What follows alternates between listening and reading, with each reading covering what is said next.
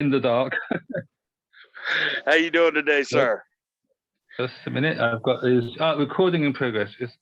There we are. I'm fine. Great. And you?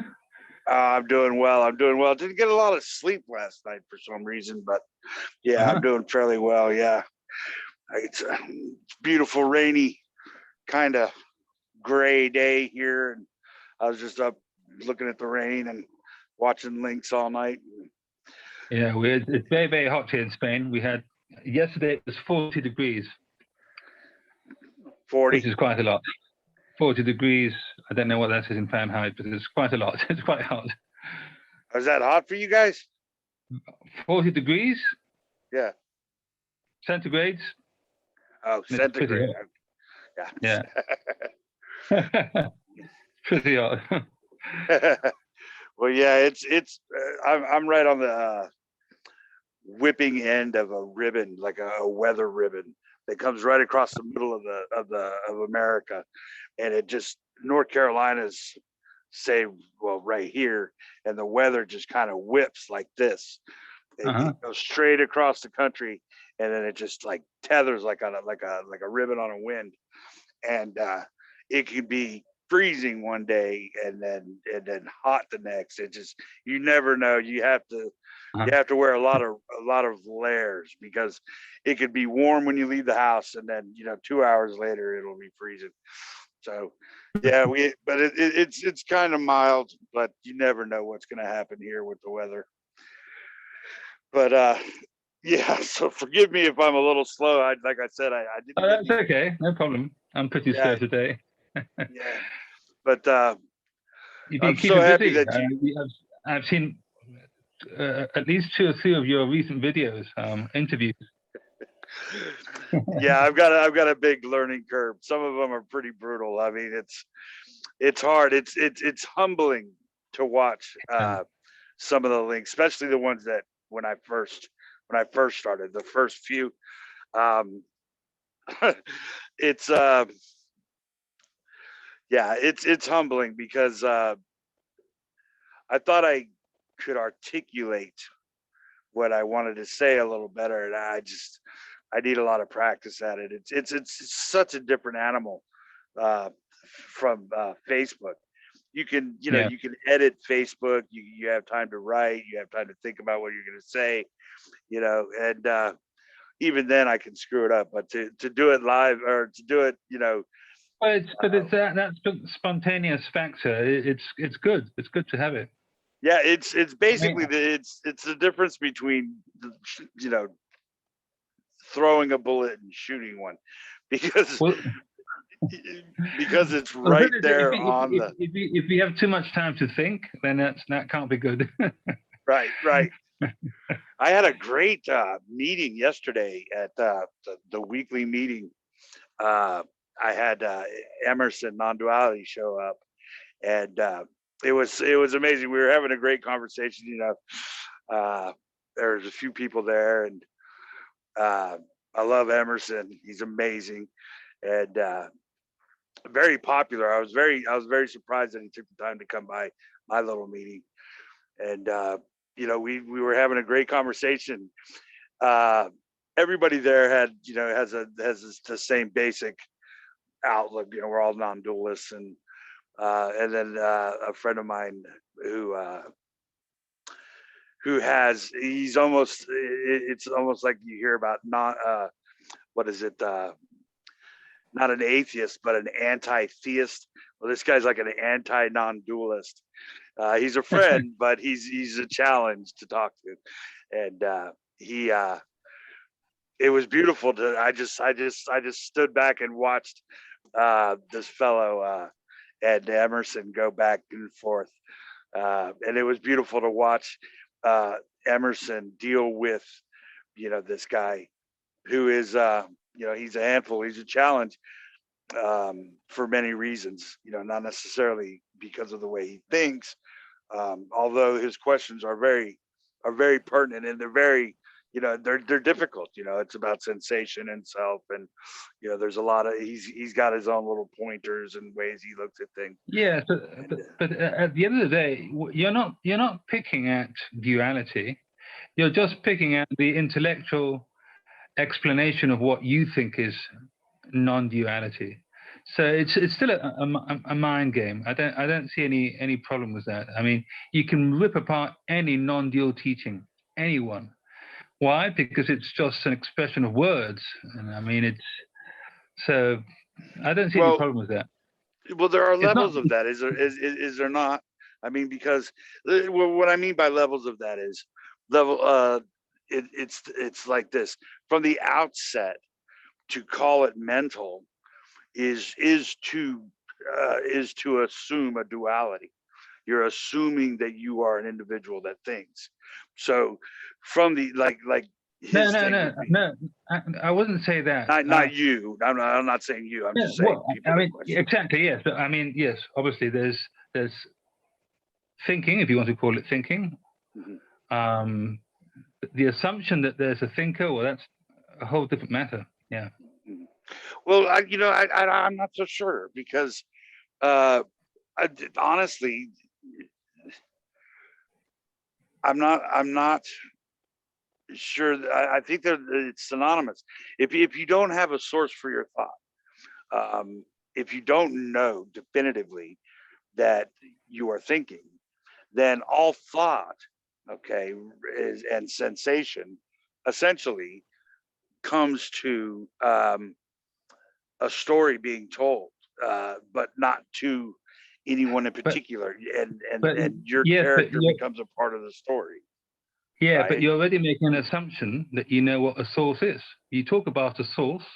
No. I don't know what a source is. What's a source? That's what I'm saying. If you don't have a source, then no, but to have one or to not have one, to have one or to not have one, would imply that there's an assumption that we know what we're talking about. What is the source? Okay. Yes. Yes. That's absolutely true, and it's unknowable. Although, the thing is that I can't argue with that. In that. Whether there is or is not a source, I don't even think that's relevant. You know what I mean? It's almost it's both. You know. But you see, at the end of the day, we're only affirming or negating a word, which is already empty anyway. Right. It's just a made up word. Right. It's already empty. So negating a source or affirming a source or negating, affirming a brain, or whatever you want to do with words, it's in a way it's rather irrelevant because words only point at other words. So if you say, oh, there's not a source, then I could say, well, what's a source? And then you're just going to give me more words, and yes, you can. That's why I was saying that you can always rip apart any sort of explanation because you're just using words. Well, see, and that's the thing, though. Because strictly speaking, words don't exist, as people don't exist, as things don't exist. What does exist mean? Yes, but exist. Well, what does exist mean to you? Well, that's what I'm saying. That's what I'm getting. That's what I'm saying. That without that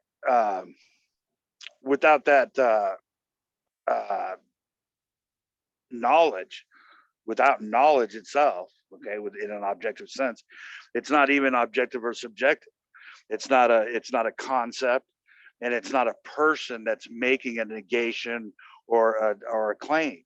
It's simply just words that absolutely mean nothing. So, and everything appearing as nothing is along that line. So it's not even a negation because you're not a self that is able to make a claim or negate a claim. You can't do that because you don't exist as an individual thinking. So that's the that was the rub with him yesterday. I seem to remember that when we started our last interview, we were talking about semantics. Remember? Mm-hmm. And it's just a self-contained system. Words, concepts, language. It's a self-referencing system. Yes.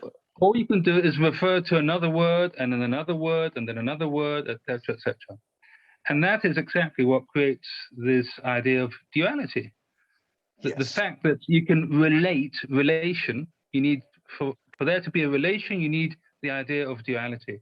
So you're only referring to more words, more concepts, more words. It's this, you know, it's this hamster on a hamster wheel. You know, the hamster and the hamster wheel is the actual words. They just point at new words and new words and new concepts. Question and answer is just more words. So it's just, you can't escape it. You can't escape it. And obviously, if you're using words as a tool, the descriptive tool, words, are not what's being pointed at or what's been alluded to in non-duality. So again, we're stuck. If you want to describe it, it's not it. So what do you do in the end? You just keep silent. Well, yes, and well, or see, and this is kind of where, you know, I have fun with this, because yes, it is insofar as being able to claim or negate a concept or a subject or an object, all of that is baseless, right? But and from the sourcelessness aspect of it, with the sourcelessness of thought, of existence,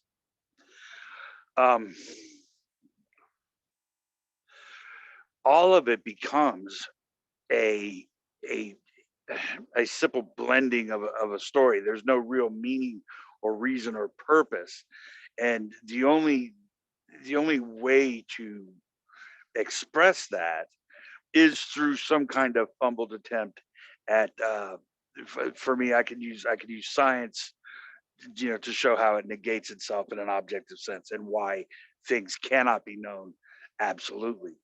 And from that apparent reality that we share, we can look at these results and say, this is why this is not actual. This is why this cannot be known.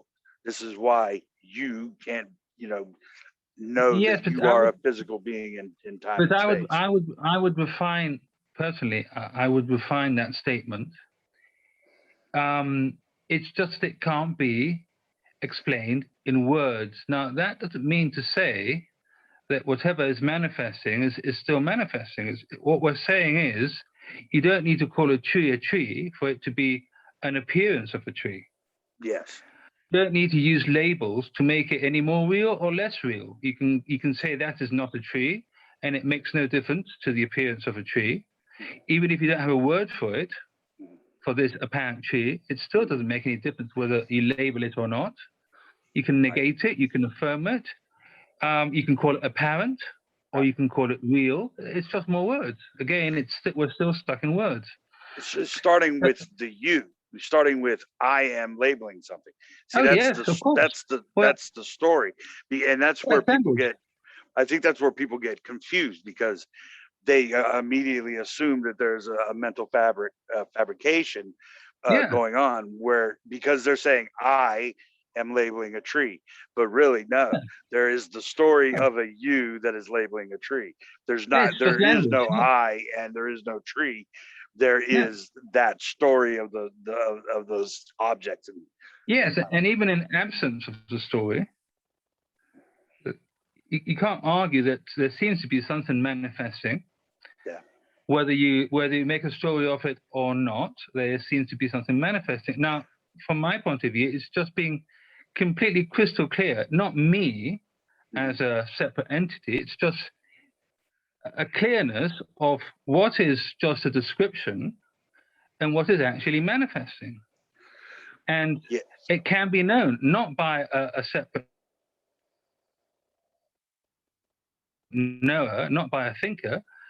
I believe it can be known. It's the experience is of knowing that. I mean, right now you're surrounded by, I imagine, many objects, apparent objects in your room. You don't need to label them for there to be a knowing of them. I mean, if you're looking at a screen right now, you don't need to be saying all the time, that's a screen, that's a screen, that's a screen, that's a screen. It's apparent there. It's happening. It's part of this manifesting. There's you're there's a thinking. This is a screen, or this is not a screen. Makes no difference. Well, it doesn't make a difference, but it is an apparent thinking rather than a thinking. It's kind of like I was talking to a very What's the difference between what would you compare apparent to? Well, you can't. There's nothing to compare to. Huh. Well, that's Right. it. There you are. Yeah. Well, see, and that's there's the distinction though. Now, I grant you that to negate experience cuts a conversation short very very quickly, right? But it's not that it's not actual, and the reason why I am appearing to say that is because for some very logical reasons, that experience itself, okay, absent things, is relative to no non-experience. So there is no experience, as the definition of experience would be indicating. You cannot say that this is an experience without a lack of experience, right? And we cannot have say if the immediate experience is the totality. There's nothing before it, there's nothing after it, there's no time, there's no space, there's nothing outside of this experience, right? So this experience is not either on or off, because there's nothing beside it. So it's not actually an experience. But the problem with that is you can't, I mean, there's no conversation after that, but it doesn't make it not true. No, you see, when we use the word experience, the word is a pointer. It's what the word experience in and of itself means nothing. Mm-hmm. So it's a pointer. It's not. We're not even telling a person to look. Oh, Howard, look here. This experience. It's just a pointer, and it's a subjective pointer, right? Now, well, it's not even subjective. Yes, but again, we're back to words. Even the word subjective again is a pointer. So when you negate or affirm experience, you're only negating the word, the concept, the idea, not what it's being pointed at.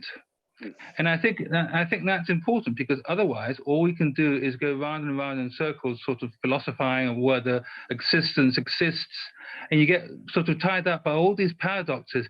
Does existence exist? Well, it's not really it's not really a paradox, though. I mean, from that in language it is. You bump into paradoxes all the time. Right. Yeah.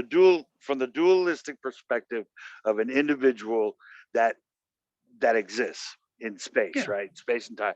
And they think, and they're, to say existence doesn't exist is ridiculous, because that person believes themselves to be an object that is separate from other things. Yeah. Because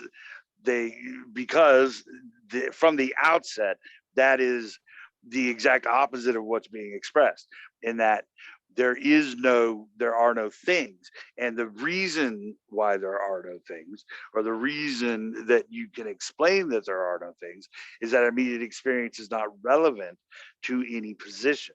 So immediate experience, for whatever it is, however it appears, is not an object, because it's not relevant to anything. So there is nothing to compare it to. So there's no inside or outside, or before or after, or down, or so what the individual considers to be experience is the illusion that they are an object within a greater reality of time and space that does not exist. So existence itself doesn't exist as it appears. Well, yes, but I mean, if you look at a rainbow, or mirage, to say that it doesn't exist is not accurate. Yeah, if you are looking at a rainbow, yes. Yes, no, because Look, what I'm saying is that, I mean, the word existere, exist, to stand out. It stands out to a conceptual mind, a thought. Mind is dualistic. I'm not saying that mind Yes. is you. I'm not saying that there's anybody in charge of mind. Yes. I'm just saying that it appears to work dualistically. Yes, Right? but it's not And actual, so, correct? Yes, but again, when you say actual, what do you mean by actual? Well, I you're mean, not is actually the thinking. wind, you can't taste it, touch it, smell it. Well, maybe you can feel it, but Yeah. you don't say, oh, the wind is not actual, because, or the air, for instance, you know, the air that you're breathing, just because you can't get it through your senses, you don't necessarily call it non-actual. Well, no, Now, I do actually. I mean, or I appear to. well, I we would do. need to see, but again, we would need to know whether your definition of actual is the same as my definition of actual. Well, What do you mean by actual? well, there's no me, right? I'm not thinking, right? There's no There's individual in time and space. There are no objects. So Well, we could say that there isn't.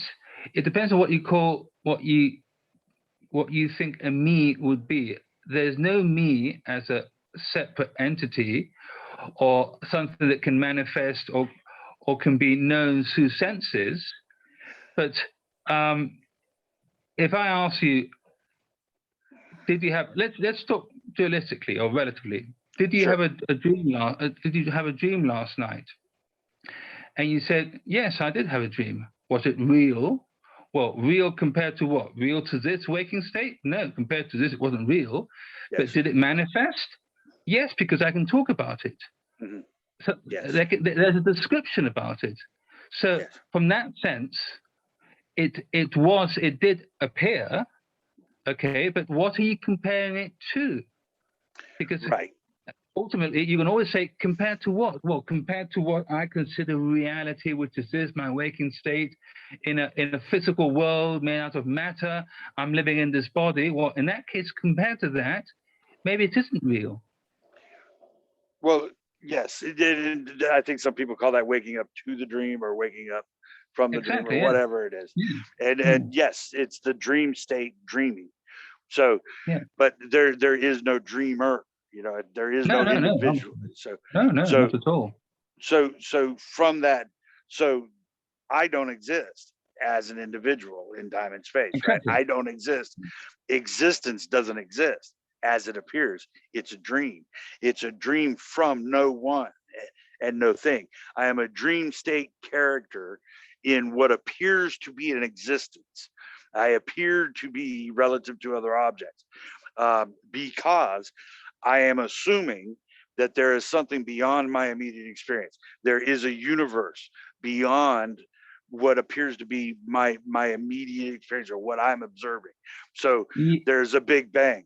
There's planets. There's galaxies. I know what you mean, but there seems to be, correct me if I'm wrong, like a hidden assumption that there's still some sort of separation here in this immediacy of whatever's happening. Okay, because at the end of the day, we're still talking about whether there's not a person, whether there's not a brain, whether there's not existence. We're talking about separate concepts. No, because okay, but if you look at it from this singularity, this immediacy, of what's happening now, this instant moment now, not taking into account anything in particular, whether there's a body, whether there's a real rainbow or an unreal rainbow, whether there's space, whether there's time. That is just more words added to this immediacy. Right. And so I think what we're having here is we're kind of having a discussion or a roundabout about the self the mind and how that relates to what the mind appears to digest as existence. So we're assuming like I exist, you exist, we're thinking. So when I look at a rainbow, I can make a declaration, or I can make an assumption, or I can have a concept of an idea of a rainbow, or I can actually look at a rainbow.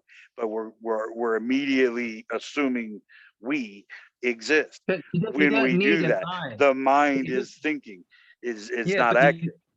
but what I'm saying is that you don't need this I for there to be a rainbow manifesting. The other thing is that it's not separate from anything else. Right. Well, manifestation, what we're talking Yeah. about now. Well, let's look at that word, because manifestation is, you could It's be just another word, another pointer. It's a right. pointer. It's just another word, but And manifestation. you can negate manifestation if you want, because you can negate any concept, any pointer. Well, It's it's what a manifestation of an appearance, right? appearance is another word. You don't Right. need to label it. That's the point, Howard. There's no need to add the extra final last label to it. It's just Yes, more but labeling. but also along that line, let's say, okay, we're here, we're talking, we're conceptual beings within this thinking realm. This whole Yeah. realm of concept and subject and object that we've already established doesn't exist. But now we're Yeah. saying from within this non-existent manifestation of an appearance, we can say, yes, that appears to be this, and that is a manifestation of that, and this is why, and that is how, and that is this or that. The reality of the situation, or the lack of reality of the situation, is that all of that is the story from the outset. The fact that I can now, it doesn't matter. Does it matter to the individual? No, absolutely not. It does not matter. You don't. This is absolutely unnecessary in every respect, but it still Yeah. doesn't make it. It still doesn't make it not so, or not so. However, because at that point, words completely are obliterated. The self is obliterated. Things are gone, and there's no way to express that. So we have to come to these in respect to a Q&A. We have to assume mind, but mind is not objectively real in the appearance of a here and a now in a greater universe of But space and time. when you say objectively real, Yeah. again, because it's language, you've already fallen for that split, for that duality. Because if you I say agree. objective, it's because you believe you know what subjective is. No. It's Well, subjective is separate, though, is it not? I mean, sorry, it's separate in the sense that. Well, you see, I think we need to finish off, in order for there to be any sort of meaning in this sort of conversation we're having, which is already meaningless, but okay, if we want to make it look meaningless, I think we need to finish off the words, the sentences. So there isn't a thing, I would say, there isn't a thing which is separate. Now, there is an appearance of a thing, but that appearance is not permanent, and it's not separate. There is an illusion of a self, of a me, okay? But again, it cannot be found through the senses. It cannot be seen, touched, smelt, felt. It cannot. It's because it's an illusion. So maybe we need, in order to give it some sort of structure, of to give this discussion a bit of structure. Although it's completely irrelevant whether we give it structure or not, we're just having a conversation. Yes, sir. I think we need to be more precise with how we use all these adjectives. So if I say, oh, that mirror on the wall is separate. It's separate from everything else. Well, in which way is it separate? Can you take it out of here? Because it's always here. Wherever you are, it's here. Right. Can you take it out of here? You cannot take it out of here. Right. It's part of it's a singularity. Now, it's the mind, and when I say mind, it's thought, and you can even argue if a thought is real or not. I've never seen, touched, smelt, felt a thought. It's like a different realm, you know. You never had a thought, have you? Yes, exactly. No, we're clear on that. A separate person, individual, entity has never had a thought. That's completely clear. Okay, but would you negate seeing? Well, yes, I suppose one could negate seeing, but the direct experience of seeing, I don't think that can be negated. And touching and smelling, Okay. I don't think Well, not only can it be negated, it doesn't need to be negated. And right. when we talk about thoughts, they don't need to be negated. Right. I think we can all agree. Okay, I don't know what a thought is for Howard. Okay, Yeah. I'm already making an assumption that there's a Howard that can know what a thought is. Yes, sir. But I don't know what it is. But we seem to be talking about thoughts, and we seem to be talking about what's seen and what's touched, what's smelt, etc. Okay, that's enough to start up a conversation, which is what we're having. Yes. You can't really negate seeing, can you? You can't really negate hearing. I mean, if we're having a conversation, there must be some sort of hearing. We don't know who's hearing, but there is some sort of hearing. The eye cannot. The eye cannot. Like Exactly. I cannot do that. Exactly. But I don't exist. I, as an individual that senses things, don't like. It's not a me that senses. Okay, there is. Okay, so and this is the thing that I run into quite a bit, and it's a great subject. I love it because it's so difficult to articulate how sensation and the self don't exist but appear to. So and how that there is no reason or meaning or purpose behind that recognition, but that apparent recognition. But the apparent recognition is not false in that there is no self that feels. There is, and somebody will say, well, if you're in a fire, you're going to pull away from the fire, blah, blah, blah, blah, blah, all of that kind of thing. But along that line of sensation and you not being able to tell what I think or feel, we cannot, you can't tell me what burnt toast smells like, right? You can't tell me what an apple tastes like, right? Because to start with, there isn't a you to do that. Right. So all of this, and that basically strengthens the illusory process of sensation to the self, because seeing appears to happen as an individual is, this immediate experience is simultaneously everything that the immediate experience is a sensation of the individual, apparently, but yet it's not as it appears, as there is no individual in time and space sensing things. So it is both existing and not existing as that immediate experience. So it's both simultaneous. It's not a cycle. It's not like something that can be thought of and then experienced. It literally is the But you see, when you say it's existent and non-existent, say it's black or white, or not black, not white, that's duality. And what's making that duality? Words. Well, the difference is the words, the concepts of, even no and yes is conceptual. Where is there a no and yes here in this room? I don't see a no and a yes in this room. So five senses, so there's smelling, touching, all those five senses haven't a clue of what no and yes is. The only thing that seems to know what a no and yes is language or thought or mind. It's and from that level of and from that level, from that paradigm, and so you can as long as you're using that, when I say you, or as long as it's used to be politically correct. Hope there's no advisor police around. But as long as you're using language, you're going to bump into all these sorts of paradoxes. Why? Because it's dualistic. It's black or white. Yes, it's binary. Language, mind is a binary. You see, there isn't any subtlety to it. It's always binary.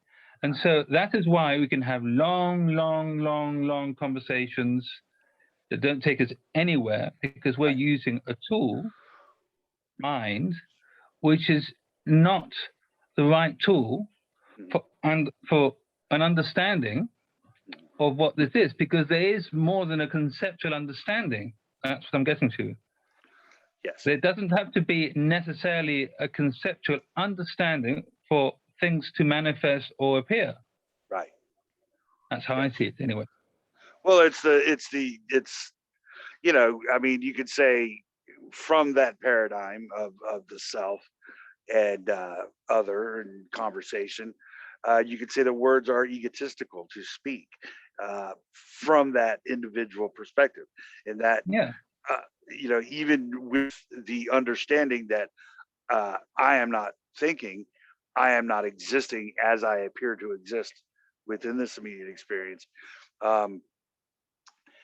Any word would be the presumption or the ego of an individual that thinks that they can actually, you know, talk about a reality or a non-reality or existence or non-existence and have some kind of accuracy about it. It's impossible to do that. But I think that is because there's still some sort of identification with the body, with a body, because if you ask anyone, do you think, and they'll say yes. And where is this thinking going on? Oh, well, somewhere here inside my head.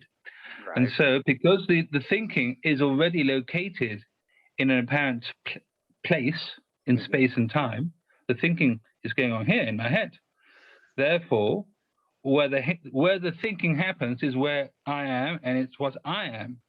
I must be this body, you see. But there isn't any sort of proof of any type that thinking actually occurs in a head or in a body. I've never seen any proof. Yes, and I personally, I don't feel my thoughts coming from a mind. I don't feel as if I am inside. No, the mind doesn't exist. All there is thought, and they're not even yours. No, I'm agreeing with you. Most people will say that they kind of are carried around as a passenger in this body, and the mind is kind of a, you know, is just a lookout of experience, the eyes of the world, for example. But the you know, it's difficult. Well, it's difficult to articulate. It's difficult to articulate, but I don't see thoughts as coming from a place, because they seem to just they are literally like objects, the appearance of objects. They don't exist as they appear. They just happen. They arise out of nowhere. But because it's a common misconception that thinking happens in a head that belongs to a body, that is already a sense of location. Okay, so if it happens in this head, and I am the thinker, I must also be the body, and I'm already separate from everything else. Right. Now, if thinking, the five senses plus thinking, and I'm not even saying that those five senses are somehow capturing an experience outside and taking them to a body. I'm not even making that assumption. I'm just saying, you know, five senses and thinking, just as a model for working, you know. Yes. Whatever that mix of those five senses plus thinking, that makes, let's call it a singularity. It's all going to be happening in the same, call it place. It's a singularity. Yes. It's already been mixed. It's an end product. It's not a process. It's already an end product. Nothing could be changed. There's nothing you can do about it, including the illusion of a doer in it. It's like a film, like the movie. Now, there's no need to dismiss the movie. You can say that the characters in the movie are not separate, they don't think, they're, blah, blah, blah, they don't live in space and time, but there's no need to dismiss the actual experience of the movie. Right. Yes. What would be the point? There is no dismissing it. I mean, as far as the appearance of the two of us having a conversation, we're assuming a shared reality that has to do with mind and time and space and experience. But and that's what I'm saying is thought itself, okay, arises simultaneously as any other object. So the entire every perception, perception of a mind and an object is thought. I mean, that's sensation, that's process of mind.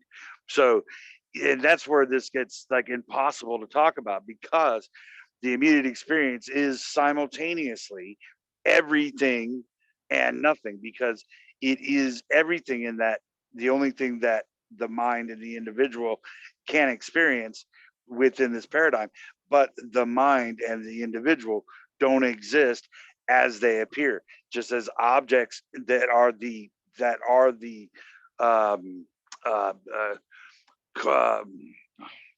correlation or the culmination of thought and sensation.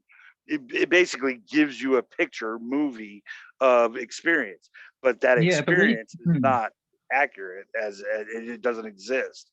It simply appears like anything else. Yeah, but when you call it everything and nothing, it would appear that there's some sort of knowledge pertaining to someone. Right. Oh, I know it's everything and I know it's nothing. Basically, it's just how the mind works. The mind will say it's everything and nothing, but not because it really knows it's anything and nothing. It's because it hasn't a clue. That's why. Well, not necessarily. Yeah, I mean, yes, but with this particular, you can use science and relativity in the illusion of this experience to negate itself. I mean, relativity negates itself, and that's not something that is an opinion. That's a reality. Einstein would preface any paper he ever wrote with that. You can't. But always, if you bring science in as a sort of savior or something to sort of substantiate on your arguments, science has nothing to say about this. It's still in the same dream. That's not true. That's not true. And let me try to, because this is touchy. That's not true, because like relativity itself negates itself. There is no objective reality in regards to that science, in regards to quantum physics, in regards to physics. Objectivity, but science studies objectivity, and you say it's a contradiction. But there is no see. That's what I'm saying. There is no objectivity because there is no object. So why talk about science? Because it negates itself. Well, you can use it as a pointer to show that what's happening is not real. Science is built on the assumption that there's an individual. No. Which is, from its subjectivity, studying something which is objective. That's science. No. That's not true. No. Because, and this is why. Because, and any theoretical physicist, quantum physicists, any of the great minds will tell you that anything they say is prefaced by the fact that we must agree upon a place in which to begin these tests.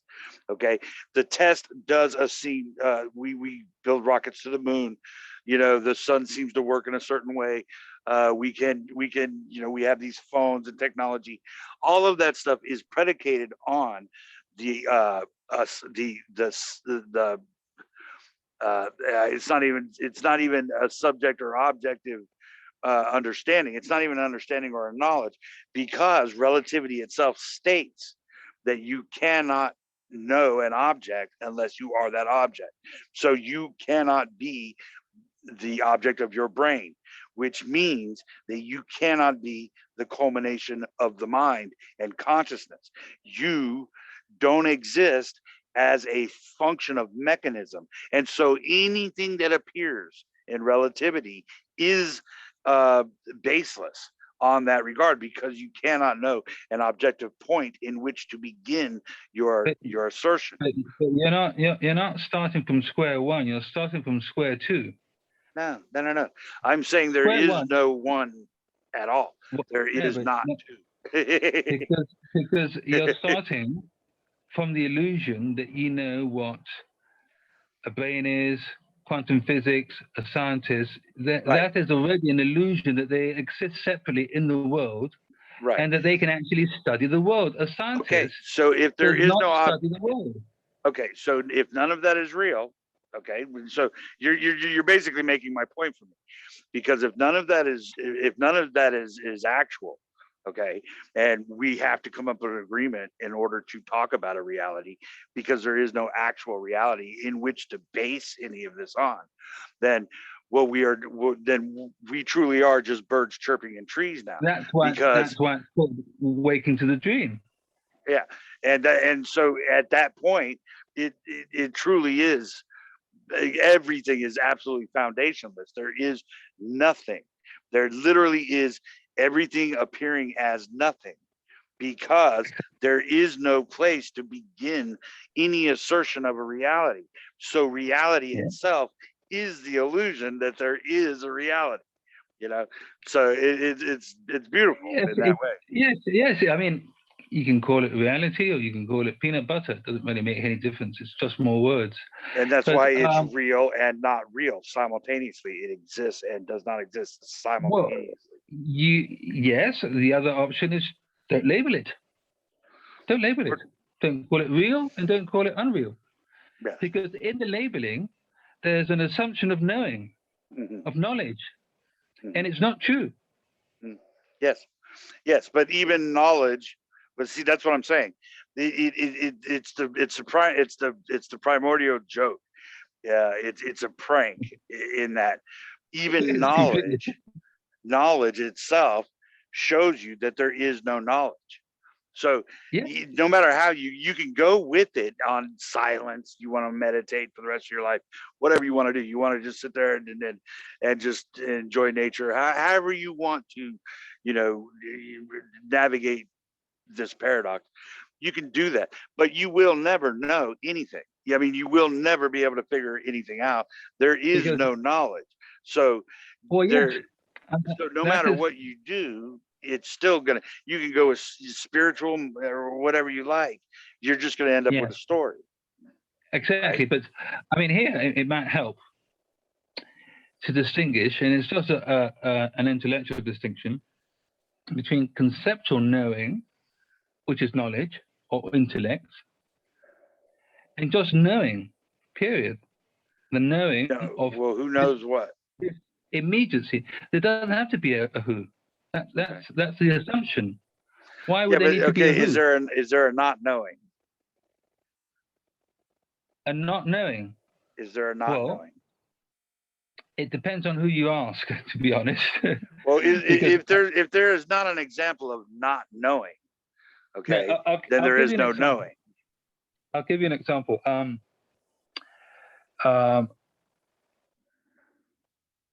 During deep sleep, and you might say, well, who does the deep sleeping? Well, I don't know, no idea who does the deep sleeping, but it would appear that in deep sleep there's no knowledge of anything, conceptual or non-conceptual. Now, depending on who you ask, they'll say, oh, but there's awareness, and there's awareness that there's no experience. Well, how can that be proved?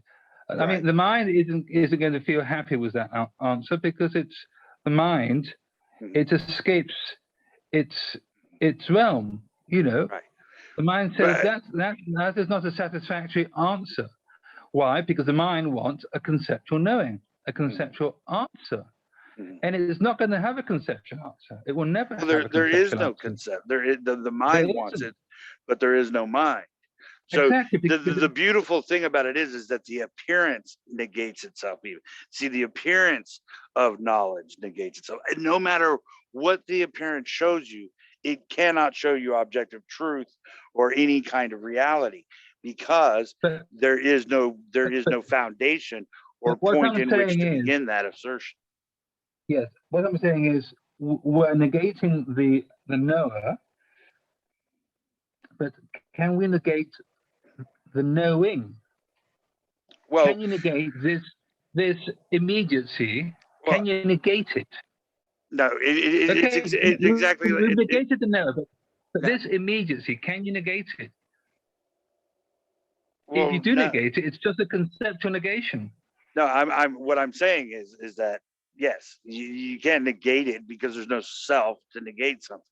So what I'm saying is, from the outset, it is real in that it appears that we're talking and we can negate things. Okay. And in that reality, yes, we can talk till the cows come home and we will never get anywhere. But my preface is, from the outset, it is not true that there are individuals talking. There is no Yeah. negation. So what happens, so it is and is not negatable, in that sense. So, and everything is and is not, yes and no. Yeah, or, it is real and not real. Existence does and does not exist. But you see, Consciousness does appear but does not exist as it appears. but you know the metaphor of the rope and the snake. So many people have used the rope and the snake. I think so. Remind me of this. Yes. Well, it's just that it can it can be believed with the wrong lighting or with the wrong perception that a rope is a snake. Mm-hmm. And then if you shine enough light on the rope, you realize there was never a snake in the first place. Mm-hmm. Mm-hmm. It was always a rope. Right. So once you've got over that there's no snake, there never was a snake, Mm-hmm. you don't need to say that the snake exists and doesn't exist. Right. You've got over that. Yeah. Well, there's right? there's absolutely no need to do this now. No There's no need at need. all. Why negate or non-negate the non-existent snake? It was never there in the first place. Right. Well, doesn't make any sense to negate it the beautiful, or to affirm it. Right. The beautiful aspect of that, another way of or pointing to that reality is the misnomer of the enlightened individual. You ask somebody if they're enlightened and what their enlightenment story is, and people will tell you all kinds of stories, and and everybody will tell you whatever their story is, but it's not actual. And so the entire premise of an individual that is enlightened is ridiculous because there's no individual. So, but there is this story about something that is beyond experience, that it is beyond the individual ability to understand, or it actually dissipates self and other, and dissipates things even in this realm. So you end up back in this realm of mind trying to talk about how there's no mind, and it's impossible because words and mind is duplicitous. And what is being alluded to in this enlightenment story is that there's something that has nothing to do with any of that. There is no concept or object or subject there. It's simply, but that permeates this experience here and now, that there is constantly this idea of it's like the idea of God, or the idea of something further than thought, or the idea of knowing, or any of that is simultaneously juxtaposed with this mundane appearance of objects that don't really exist.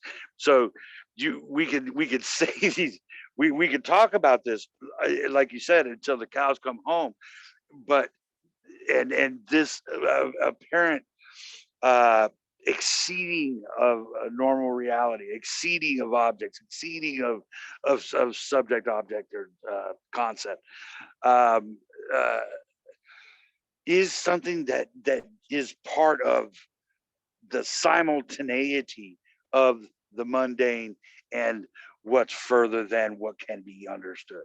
So it's another part of the paradox. It's funny because we say no, there isn't an individual here that knows, right, and then we say it exists and it doesn't exist. right. Okay, so to who does it exist or not exist? Nobody. We don't exist as individuals.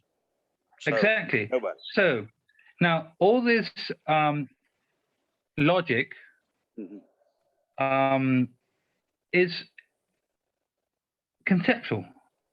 Well, no. Right from the beginning. Well, yes. In the respect that you think that you're thinking right now, you think that you're an individual and you're giving value to the conversation. Because we're already clear that there isn't a thinker, but there is thinking. There is thinking. Right. So there is no logic or knowledge. It's just appearing as this. Because the thinking is self-contained. It makes logic to the thinking. It's a How do you get there? It's a self-licking ice cream. It's a self-licking ice cream. It pertains to itself. Yeah. It always will do. And so as long as you or as long as we or call it whatever you want, that in the mind, it all pertains to the mind, and the mind will say it exists and it doesn't exist. It's real and it's not real. Well, what else can the mind say? Because it's already conceptual. It's already there from that level of mind, but but as I was saying before, even from the level of mind, just because that logic appears to happen or appears within this mechanism of mind that there is logic and knowing and okay, all of that appears to happen, and it appears to have this explanation, but the explanation is to the lack of explanation. It's not like there is a truth being said. What is being said is that, or what appears to be said is that there is no mechanism, there is no explanation, and there is no logic or knowledge. And then I'll tell you why. And but from there is an entirely different subject. I mean, it's an entire but you see, what's negating or affirming nothing is already conceptual, is right. Already well thought. Nothing's there. No. Yeah, but you're see, this is where we keep getting stuck. We keep getting stuck here. We keep getting stuck here because you keep saying that there is a concept. There's no concept. There's no thinking. There's nobody to make a concept. There's no conceiving of anything. But we're not talking about bodies or persons. Well, we're not talking about anything. But I mean, if you negate thinking, you might just as well negate seeing, tasting, touching, smelling. You might just as well. Well, I do. Negate everything. And see, that's what I do. And see, that's the thing. It doesn't matter whether or not that's convenient or whether or not that makes for a good conversation. It's still the reality or the real, not real of it. Yes, but this I that says that I do, we've already said, is non-existent. So it's irrelevant whether I says you do or I says you don't. It's a conversation stopper. I don't negate that. Or I'm not arguing that, and I don't want to stop the conversation. I am just pointing to the fact that whatever we say is, it does appear. Okay, it appears to exist, but does not exist as it appears. So what is happening here is there is no concept. There is a person that appears to exist that can conceive of things and communicate, and there is a person that can receive and reciprocate. But that is the story of two individuals in time and space, and this is the totality of what is being expressed from nowhere to nothing, and for no reason or purpose or meaning or reason or mechanism. There is no cause or effect for what this appears to be. There is no meaning or reason for it. And so the knowing beyond knowing, or the God beyond whatever, and all of those stories are simultaneously, like your dream, happening in some capacity of an imagination within that story of a consciousness and an individual that had a dream, waking up to a dream. That still is within the thorn removing the thorn. So there's no. Yeah. So, only what I'm saying is that the waking up is not of a person. Yes, exactly. And if anything wakes up, if anything does wake up, it's not appearing through senses. Whatever it is would have to be conceptual. Well, so again, it's the mind within the mind within the mind referring to itself all the time. So I mean, a conversation. I mean, again, you said it before. We don't want to stop this conversation, so it can go on and on and on. Even a Q&A. I mean, when you ask a question, then an answer will appear apparently from this apparent Alex, and then there'll be another question to the answer, and then there'll be another question from this side, from this Alex, apparent Alex, to your questions, and it just goes on and on and on and on and on. Right, and there will never be there will never be an answer. So what we're talking about, so none of this is actual in that it can't. The only thing that can appear is the appearance of an agreement, but it will never be known of, in any sense, because there's no knower.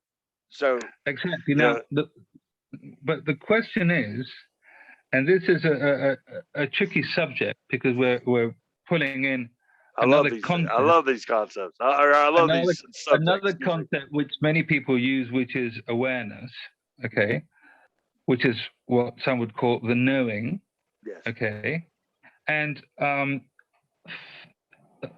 thinking or conversations or concepts, or whatever you want to call it, what we're having now, this apparent interchange of concepts and ideas, it's something that is known the same way that the seeing, tasting, touching, smelling, all those six senses are known, or there's knowing of them.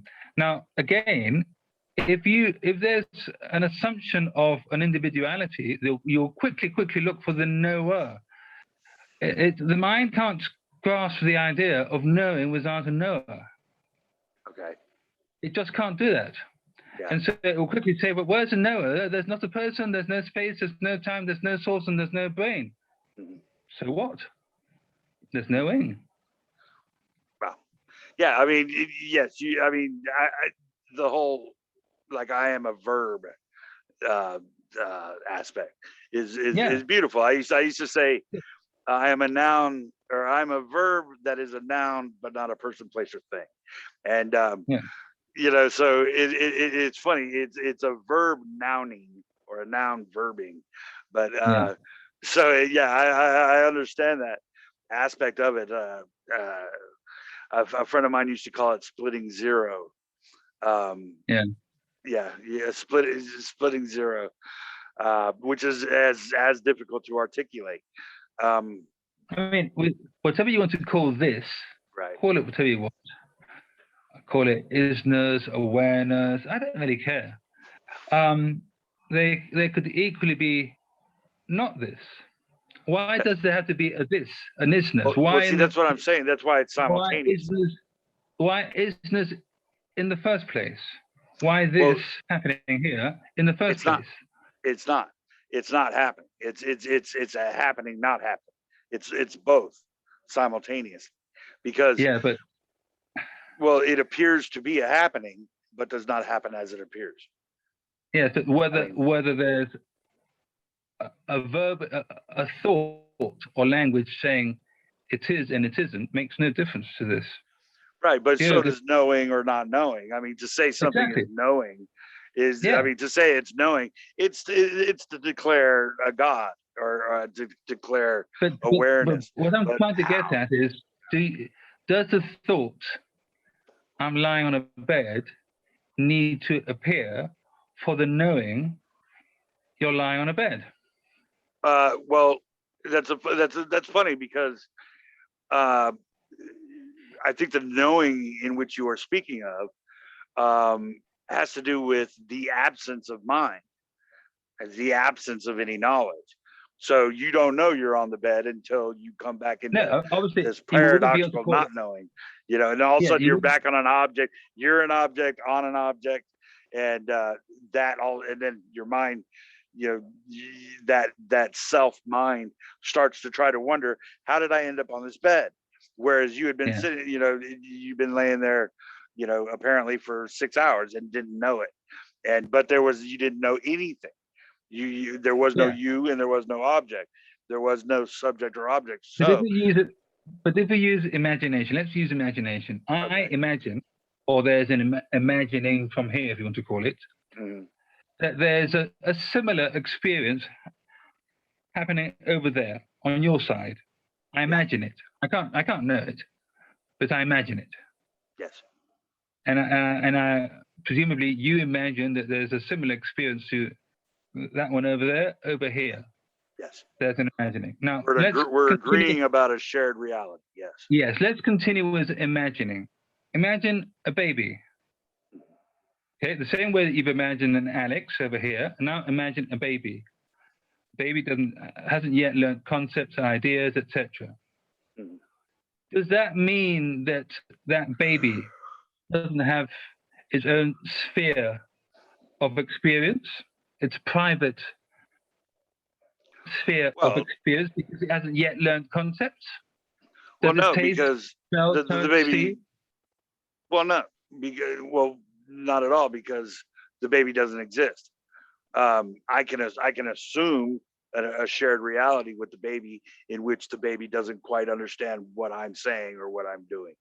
I can assume these things within this context of a Q&A, and we have to assume concept, object, and subject in order to speak in terms Yeah. of language and dualism, and talking about non-dualism.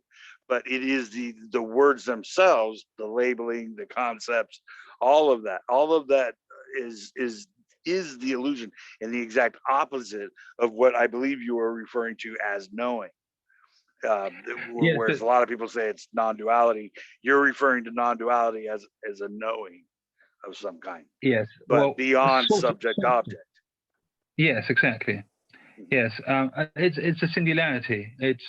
There's no subject, there's no object, Mhm. and even saying knowing, again, it sort of smells like duality when you say knowing. Well, Right, what would know? right, Again, the mind can't grasp knowing without a knower. That is exactly. just a fact. Okay, Right, and then you rise, and that's the same thing with awareness, right? Yeah. So yeah, yeah. and so even the awareness, it's just another concept for the mind. It's awareness.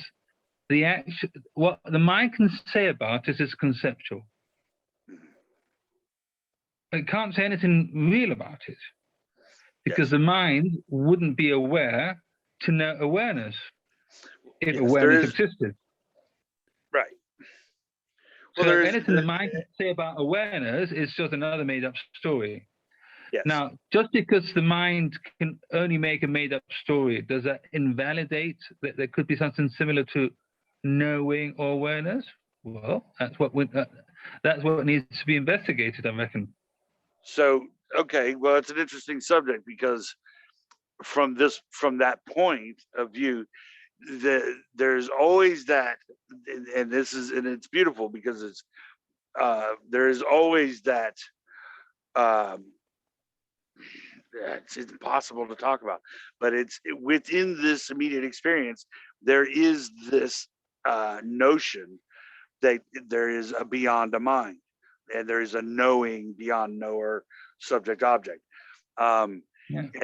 and you can label that whatever you like, and there's always that just beyond the reach, of some, and then there is the basic subject object of the mundane everyday existence, which also can be seen as, everything and nothing.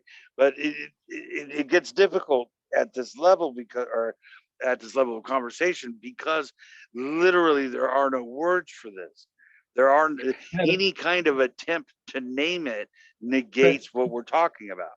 But there is a knowing, from my point of view at least, there is a knowing of thought trying very, very hard to have answers. Well, see, here's the funny. This is where I enjoy my little thing. And I came to this years ago, and it just helps me, my apparent existence, in that I paradoxically, I'm using drunken language here. I came to the realization that there is no one thinking. So thought is not, it's not my responsibility. I don't generate these things. They just occur, and they appear as everything appears in But you sensation. already said my responsibility. So who's there to have a responsibility? That's what I'm saying. That's what I'm more getting thought. at. Just more thought. Yes. But thinking is Alex, clearly still. You're dead set on this, man. Yeah, I mean, like you don't want to. It's so funny. We all have our pointers, but listen, listen to what I'm saying though. There is no thinking. All right, there is no me thinking. So thought arises as any object would. It is a mechanism that is the illusion of a happening. It's not me thinking. So, but I cannot stop thought, right? It's not mine to stop. All this stuff about meditation and going beyond this or that is, to me, it's completely illusionary, because there is no you to stop your thought. And that's why so many people have so much problems with this aspect, because they want to stop thinking. And I'm saying that what I'm saying is this, in this Q&A, in order to, I'm just talking about what's helped the apparent Howard, in that I don't view thought as a culminated mechanism. It's not from a me, and it just appears like objects appear. So in that paradigm where I realize that objects don't exist, thought doesn't exist, I don't exist, space and time doesn't exist, dimensionality doesn't exist, knowing or awareness or all of these questions are just appearing, right? And so in that recognition, okay, paradoxically speaking, in that recognition that this is not me doing something, then everything dissipates and shuts. In the not wanting to change it, literally it dissipates, it goes away. I mean, and then you go into this place that you would call a knowing, where there's no subject or object, because you're not trying to change anything. There's no desire to change it. And in that way, you can just allow it to flow as it will. And in that flowing, it literally, it's just not there. So you don't have to do anything. You literally let it be what it is, and it will disappear, for me anyway. Yes, I mean, that's how it is. Yes, and I agree with that. But what I'm saying is that if we are already agreeing to be the dreaming, because this is sort of like a dream state or dreamlike, call it reality, then of course we can talk about thinking, tasting, touching, smelling, and senses and emotions. Of course we can, because we've already made the assumption that this is a sort of dreamlike immediacy or manifestation. Of course we can. Of course we can. Now, and this is where I can't be extremely precise, because there's no way I can prove this to you from this apparent side of the screen. And it's the sense, and I need to call it a sense, that in the absence of anything that you might call a manifestation, in the absence, and when I say the absence, I mean there's no sight, touch, smell, thinking, nothing of that. That is gone. Yes. There is still a sense of being. There is still a sense of being. What's going on there? To be honest, this mind Cannot know. No idea. It's I mean, you once mentioned you had an experience when you were young and clairvoyance or something about knowing that something was going to happen. You can't really explain it. You can tell it as a story, but you don't really have any explanation for it. Right. And what I'm telling you is another story where, in absence of, not only in absence of a thinker, but in absence of senses and thinking, in absence of anything that you can call a manifestation, there's nothing manifesting, okay? In the absence of that, there is still a sense of being, which obviously has nothing to do with senses or thinking. I don't know, call it a story if you want, but it can be talked about. Well, yeah, I mean, I agree in that. Yeah, I mean, all we have is stories. I mean, ultimately, we as the apparent conceptual individuals having the Q&A, we are conceding a shared reality, but we are conceding that agreement. But we're having fun with words and duality in that. Totally. Yeah, we're doing this thing with concepts and objects and stuff like this, but that is always girded or paradoxically ungirded by the lack of an objective, a lack of any point of reference to call a reality.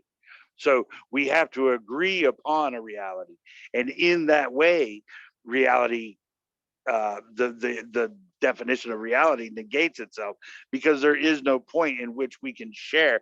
There's no point that I can even place my own subject object understanding on any kind of foundation, because because there's no me in a point of reference relative to another position that can be known in an objective sense or an absolute sense.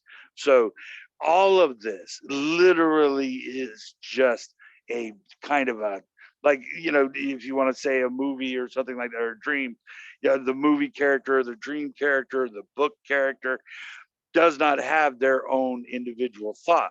They're just in a movie. They're just in a book. I think that is probably enough. That knowing or knowledge is probably enough. I mean, even to talk about non-duality, again, what's non-duality? It's the opposite of duality. They're both concepts. Yes. Both ideas. They're both ideas. So even non-duality is an idea. Yes. So absolutely, I agree. And so in that way, they're both they're real and unreal.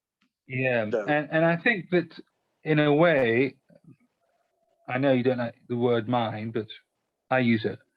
There's a lot of thinking about how to fit this experience into what I've been told about non-duality. How can I squeeze it in? How can I make this experience that looks so dual, how can I make it look non-dual? And this sort of effort, this philosophizing, this talking about it, it doesn't take you anywhere. It is what it is. It's whether you talk about it or you don't talk about it, it just doesn't make any difference. Right. Whether you believe in a separate thinker or not doesn't really make any difference. It does look like it's an appearance that it can bring some sort of peace to some people that seem to be suffering psychologically. With their thoughts. So how can I get rid of my thoughts? And I'm sick to death of them, and I'm suffering so much. It does appear to bring some peace to these people. People that were suffering before, and after this sort of understanding, they are no longer suffering. Well, even if suffering is an illusion, well, if there's a cure for this illusion, so be it. So be it. I don't see any problem with that. Sure. No, I mean, it's the same thing from a practical point of view. From a practical point of view. Yes, I mean, it's like the appearance, keeping up appearances. I personally like being around people that are kind to each other. I like being around people that would rather help than harm whatever their environment is experiencing. I personally feel more comfortable around that. Now, Yeah. does that make it real or unreal? Does it make it right or wrong? No, it doesn't. Right or wrong doesn't exist. But yes, in the event, I spoke to a person the other day that was having a very, just a kind of a breakdown, and yeah, it's difficult because there is no method that strictly speaking that I'm offering. Although, I mean, I'm not going to turn that person away and tell them I can't help you, and just and bugger off. you know, I, you know, so I did the best I could to talk them down the best I could, and it appeared to work. I appeared to feel better after the fact, and using some of the things that I used to help myself in this appearance, and in that respect, do I achieve anything for that? No, other than a little, hey, this is hey, this isn't so bad. I felt pretty good after the fact. They Yeah. left laughing and smiling, and and it made me feel good. And I'm thinking, wow, this is no different than burning up in a fire. It's the same illusion. It's just different sensations as it appears. But I believe Amanda or Miranda Warren said the other day in a post, um, you could burn me in a fire, and I could, my skin will be crispy, and I could die in this horrific way. It still does not mean that there is a self that is being burnt in a fire. There's the sensation of this and the story of this. And she said, she said, I will be dancing my way to my grave in this way, no matter how brutal it gets.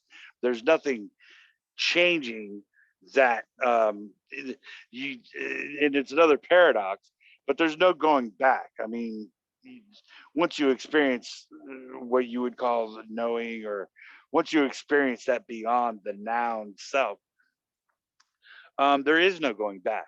I mean, you could come up with stories. You could say, well, this is inconvenient. I would prefer doing this or that. You could do all of those things. You could come up with all kinds of, stories, things Yeah, to it's believe always in. going to But it doesn't, no, it doesn't yeah, change them. no matter how it's expressed, it's always going to be a story. I mean, I think we can agree on that. I Yes. mean, even when Tony Parsons, and he's pretty radical in his Yeah. non-duality. Yeah. Even when he talks about a message, I mean, if there's not two, who's going to get the message? Right. So, I mean, Yes. even Tony Parsons, in a way, falls for the dream. Yeah. If he's saying, no, this is not a teaching, this is a message, or it's a communication. I mean, even Andreas or Jim Newman, they'll all say it's a message, it's a communication. Well, for who is it? No. They call it the message. You need duality to have a message, for goodness sake. It's a message, but they all call it the messageless message. There is no but message. it doesn't matter. It's just word acrobatics. The messageless message. Oh, come on. Yeah, Come on. Well, that's what it nonsense. is. Well, that's what it is. There's no. This is just. It's yes, but I mean, what I'm saying is that we either play by the game of duality or apparent duality of thoughts and so on, or we just keep quiet. Not even that. There's nobody to keep quiet. But Well, see, what I'm saying is that that's there's always going to be some sort of a contradiction. That's what I'm saying. yes. That you can't have your final word and expect someone to say, oh, but there's a contradiction here. There's always going to be. I mean, you can always rip apart anything you can say, right, including what you think you know about non-duality or don't know about non-duality. Right. Because they're words, they're concepts, and they can always be ripped apart. Right. Yeah. Yeah. I mean, if it's if what the sort of knowledge you've reached, if it's satisfying, it's keeping you happy, then great. I mean, I think it's a good 95% of people wouldn't agree on what's said about non-duality. Does that mean they're all terribly they're all suffering and in angst and they're all no? I mean, people are perfectly happy living in their dual dream, perfectly happy. I am. If I love my there's no dual dream. I need. love There's this no dual need dream. for. I think it's beautiful. I love There's it. no need. See, Yeah. I don't see why there has to be a value or a meaning or a reason or a purpose in order to No. make something not beautiful. I see it as more beautiful when again, drunken language, that paradox of do not do, as Lao Tzu would say, do not do. And when you can get to that, somehow you don't get there because there's no you, there's no there. Yeah. So there's nobody doing anything. But when you can get that in that paradox, I view it as amazing. The two of us having this conversation is absolutely fascinating to me. I love it. This is what I love to do. So, I mean, for me, it's almost like the paradox is feeding me what I love, because this is what I love. You know, I love it. So I'm happy. I can't even explain it. You know, it's beautiful. Yeah. Yeah. But I mean, if you ask 100 seekers, so-called seekers, yeah, whether they're happy on their spiritual path, I'm not sure that many would agree with you that this is fun talking about duality and non-duality. Well, that's because I think they would be extremely worried on whether they're improving their knowledge, whether they're getting anywhere. When's this peace going to come? When am I going to get enlightened? And blah blah blah. Sucks for them. I think seeking is in and of itself a form of suffering, because obviously there's something nagging there that is they're not quite clear about, and as long as you're seeking, well, you seem to be missing so much. Well, all the energy, all the attention goes on seeking. Yeah, seeking. You know, I've never been there, so I don't know. I've never had to do it, so I don't know. It sucks for people that. I mean, I've talked to a guy the other day. It was 50 years he's been seeking. He still doesn't. And and no matter how I try to talk to him, absolutely his regiment of his process and his the questions. And that's what I see a lot with seekers, is that, and I hate using the word, but we have to, you know, I call it seekers. It's not like I have something somebody is seeking, but it's just amazing to me that the seeker will put so much emphasis on their question. They have already come up with an answer, and they want you to validate their answer. And when you tell them, well, there is no answer, and it's beautiful, and they say, no, you know, no, there is an answer. And they're like, okay, what's the answer? Well, you know, and then you go into this big circular, ridiculous nonsense. And it's like, the beauty of it is that there is no answer. And that's the amazing part of it. It's like you were saying, the thing about, you know, conceptual or knowing or not knowing, or you know, we don't know, so it's all a concept. Well, yeah, but that's you know, that's dimensional thinking. That is a person thinking in a time and a space. To say one way or another is conceptual or subjective or objective, all of that is dimensionality that doesn't exist. And within this paradigm of us having this conversation in this non-existence appearing as everything, we can talk about the subtle nuances of that which cannot be spoken. And that is why I could go for hours. I went 11 hours the other day. We went 11 hours with like maybe 5-6 different people. And and I loved it. I loved every minute of it. Not because there's going to be an answer, there's no answer. It's because it's because you can you can go for hours and have these mundane, ridiculous just ramblings, nothing's just getting accomplished whatsoever, and then all of a sudden some kind of like little point of magic happens, just like a shared reality that we agree upon. Well, there comes a point where there's this in the conversation where something happens and everybody just kind of looks at each other and says, wait a minute, it's like this moment of magic.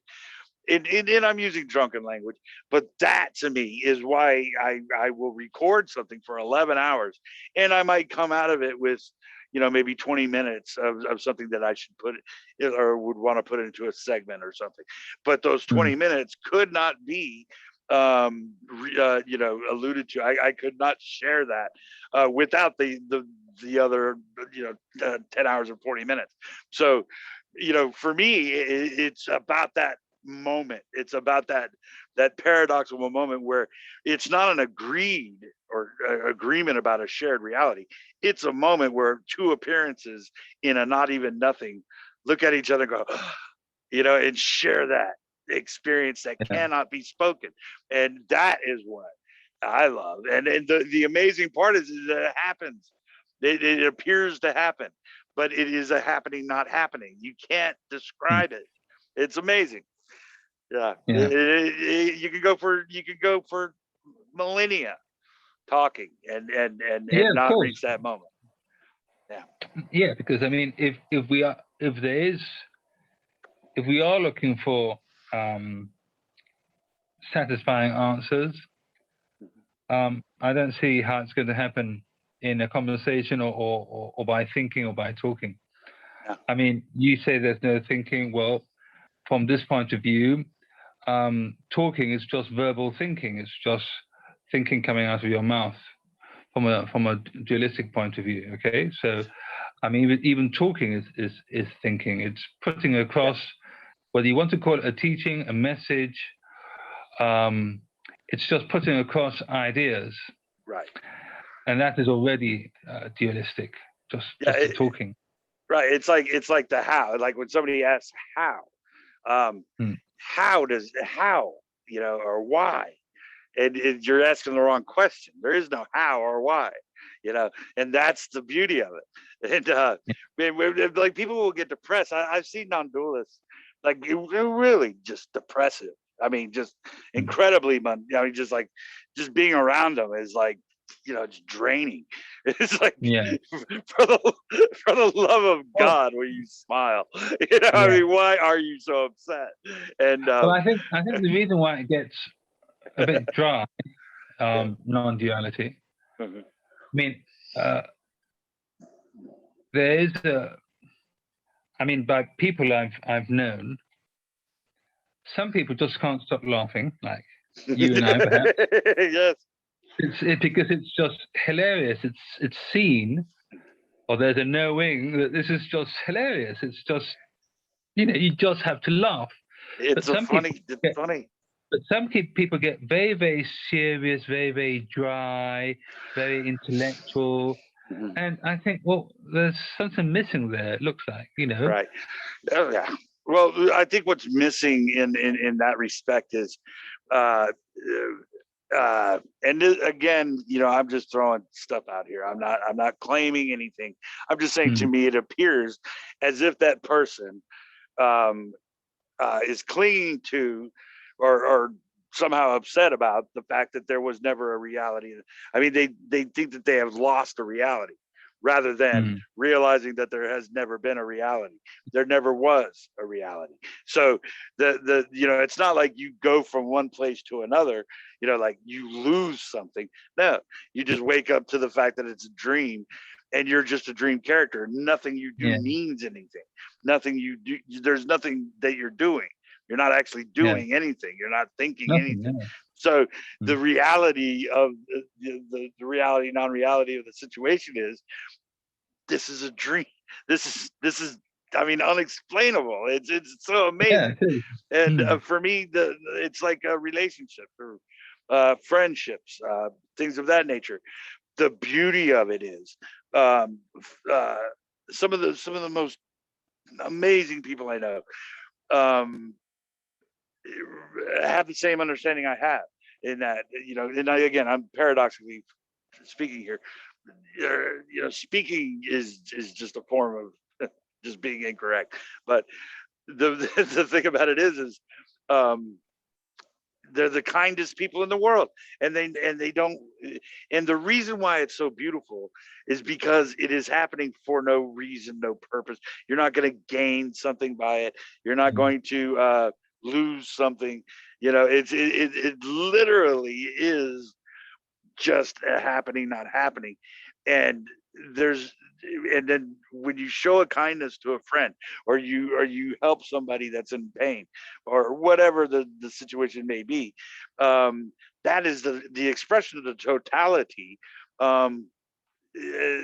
as seen by a you and a them, and in this sensation of pain and anxiety and all this stuff. And none of it is real.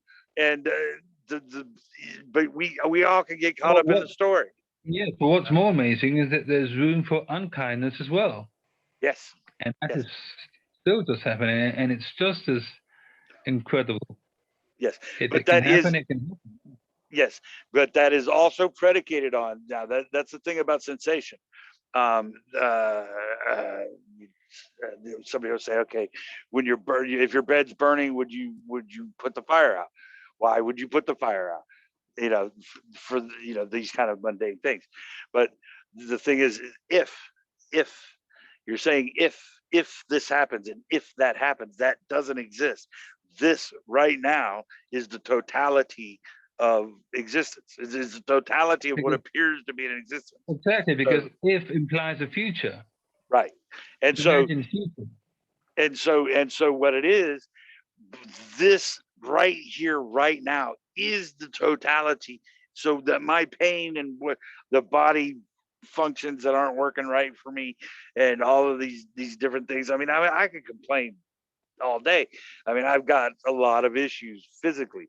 So, and there's a lot to be said about that, but in this moment right now, if I think about the pain that I am going through, or the I am is going through, and all of these things that we're talking about, and you put it into the context of everything, is from the knowing that you're talking about, that beyond the regular subject object, to the absolute agony of the physical reality of my existence, as it appears in separation.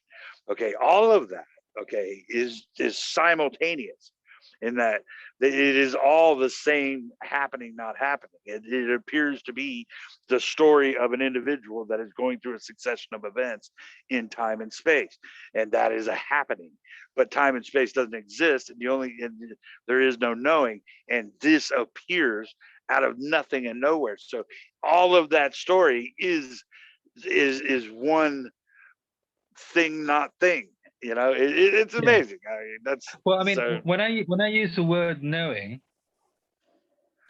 I know it has certain connotations, but I mean, when I use knowing, isness, immediacy, what is, it doesn't really matter what you call it. Mm-hmm. Okay, I know that saying knowing somehow implies a knower, which is not what I mean by knowing. All I'm saying is that whatever this mystery, yes, because it's just going. It's a singularity. It's a mystery. It's an end product. It's finished. It's there's nothing that's actually doing in it. It's just presenting itself as an end product, without any process at all. It is what it is. And there's no escape from here. Yes. And if at some point there's a realization that it is what it is, and it's a fact, and there's nothing that can be done about it, even that is what it is. It's not happening to anybody, it's just happening. And that's a mystery. Yeah. And so anything that you can say, anything that you want to add to this, it's just small talk. It's not really very relevant. Yeah. It's fun, and it is what it is, but it's just, it's not very relevant. Well, I love that. I love that the subject, because it's constantly in the story of me reoccurring, in that the story of a deity, the story of subject object knowing, awareness, what is beyond the self, and then once you get by that paradigm, you got the experience of this here and now as it appears, which is not a here and a now. And you have these things that can get, just ridiculous if you try to explain them. They're just spaghettified. But if you just, you don't have to do anything. But as you say, and I agree completely, words, you were saying, like, I think you were asking, or you were making a comment on why do people in the non-duality realm speak? Okay, I mean, why do you talk about it? What is the reasoning behind that? And strictly speaking, there is no reason. There is no one doing it. It just is. It just happens, and or it appears to happen, but by no one for nothing. So, but if you want to get, if you want to have fun with language, and the fact that we seem to be having a Q&A, and I, let's say, had a will that could change something, I love talking about it, because for some reason it seems like it's almost like, when you see something amazing and you turn to your friend and like, did you see that? Your first reaction is like, did you see that? And so this kind of a thing happens that's not a thing, and you look around and you're like, am I the only one that sees that I'm not a one? That this isn't real. And instead of just going, like, being silent and trying to go to this place of stillness or whatever, it's the opposite of that. I see it as allowing it to just be as it is, and enjoying it for the the duality it appears to be. And within that appearance of a duality, here are all these spirits in a machine, so to speak, that the spirits in a machine in the appearance of a happening, but none of it is real. So there's nothing to stop the individual for having fun, simply because you realize it's not real. I personally see it blooming as that paradoxical letting go, or of any idea that there is something to hold on to and someone to hold on to it. So in that regard, and I know that language is incorrect, but it's that slippage of almost sanity. It's you literally feel as if you're losing. I call it the slip, because you feel like you're losing your mind.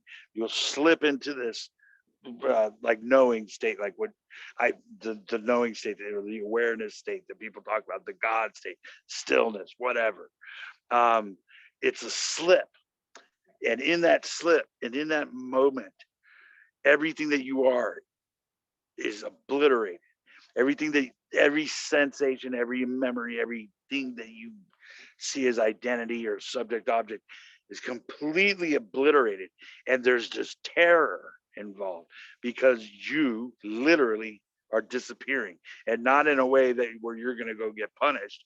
They're like, okay, I'm going to either go to heaven or I'm going to go to hell here. My life here is over. No, literally everything is completely dissipated, and that terror of a lack of anything to hold on to, as far as, even there's not even going to be a punishment or a gift given. I think that terror seems to drive a lot of folks. When you have that slip, you don't know if you're losing your mind or if you are becoming aware, that enlightenment story. Well, And so in that way, I think people tend to talk to try to gird themselves, even when it's Well, about I not reckon girding. I reckon it would be good to lose the mind or lose your mind. Yeah, it is. But some people would say it's not good to lose your mind. Well, and at because least see through it. Just see that it's just noise. It's right. just words, sounds, just popping up. Nobody in control. The Yeah. same way that your digestion is working, your hair's growing, thoughts are happening, and that's it, really. Yeah. But when you want to, and don't ask who, you can engage in it and have fun with it. Well, and there's the thing, it's like which is what we're doing now. Yeah, You the seem to be appearance, engaging in it. right? We appear to be engaging in a kind of an undergirding of things that privately, on some level in our stories, we have touched base with, paradoxically speaking, in that baseless, placeless place. And there is this notion, or the fear and the terror is involved with the self's clinging to the idea that there was ever a reality in the first place. And as that reality dissipates in that moment, you get the snapback. You want to come back to, it's much better to talk about it than it is to actually experience in that moment. And a lot of people, I think, go through that phase of fear, and so they start talking. They talk about what non-duality is, because the actual slipping into it means death. And so it's a comforting kind of a comforting story for the non-dualists. It means death until they realize that it's like the snake and the rope metaphor. Yeah. Does the snake die? No, it's just seen there was never a snake. It was always a rope. Right. Yeah. Well, that's genius, actually. Does the snake die? No, it's just the recognition that it never was a snake. That's beautiful. That's beautiful. I like the elephant one. I like the elephant pointer, where the blind guys and the elephant. There's like 5 blind guys. One guy touches the leg and it's a tree trunk. The other guy touches the body, it's a wall. The other guy touches the trunk, or the tail, it's a snake. I like that one, because essentially, coming across people that speak about these things, everybody's got their own way, or how they come across these things. Now, with you, I still haven't pinned down exactly what it is that you're saying, as far as, because like you're making reference to non-dualists as in as it's something that is incorrect or something that's wrong. No. Incorrect. Okay. What do you mean by incorrect? Well, like you were saying, I think you were trying to. I'm not really sure what you're saying. Maybe I should shut up and listen a little bit more. No, but I'm not sure what I say half the time. Well, you were mentioning something about like non-dual speakers and how non-dual people are depressed or whatever. Yeah. No. I was saying no, but I think you're mixing a bit up about non-dual speakers. Saying that this is not a teaching, it's just a message, it's a communication, and saying messageless message. Well, but that is just gymnastics, mental gymnastics. What's a messageless it's message? literal. No, it's a messageless message from nowhere to nothing. That's the beauty of it. There's no one here to communicate a message. Then why do you need the message in the first place? Well, that's the thing. Even if it's messageless, why do you need it in the first place? That's the level of mind. You're assuming that we're real. See, you're on the level of mind. You have eyes that see. We're actually speaking. We're doing things. That is the illusion. The messageless part is it's just happening to no one and nothing. That's what they mean. Yes. Yes, It but I just mean, appears to there's an happen. assumption. But when you're using language, there's always an assumption of duality. There's always assumption. Yes. Yes.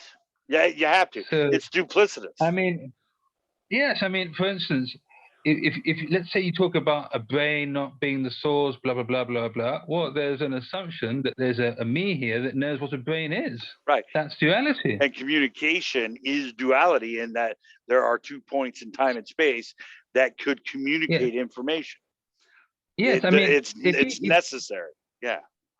Anything that you say, even if you call it it's real and not real, okay, Yeah. you can say it's real and it's not real, but the moment you're saying it, there's an assumption that there's something or someone that has the knowledge, and it's transmitting it through a messageless message. Not necessarily. Well, I mean, if let's say Andreas says that quite a bit. Andreas, it's real and not real. for instance. Yes.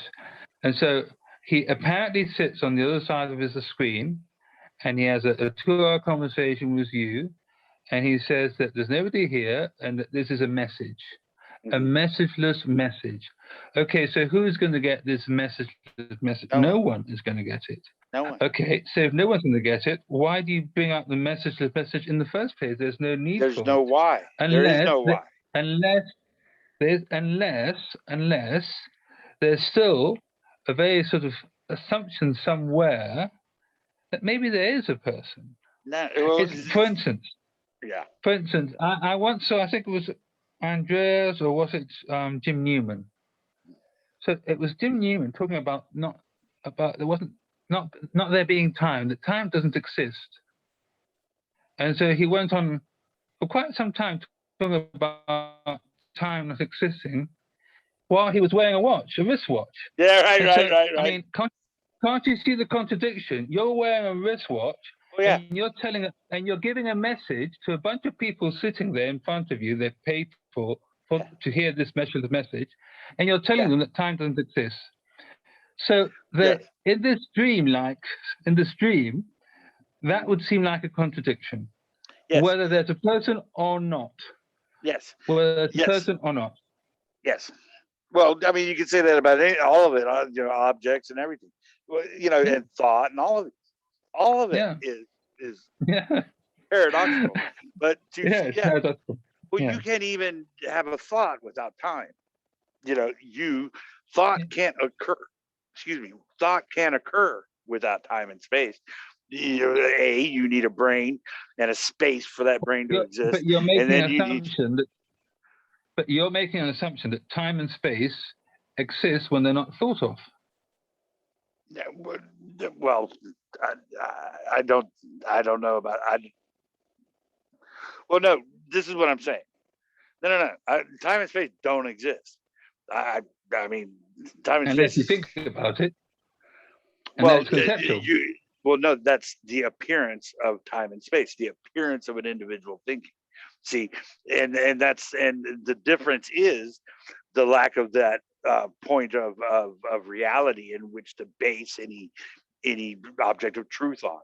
So so all of that, because you're bouncing from. You seem to be breaking up. Maybe it's me. Is it me? Okay.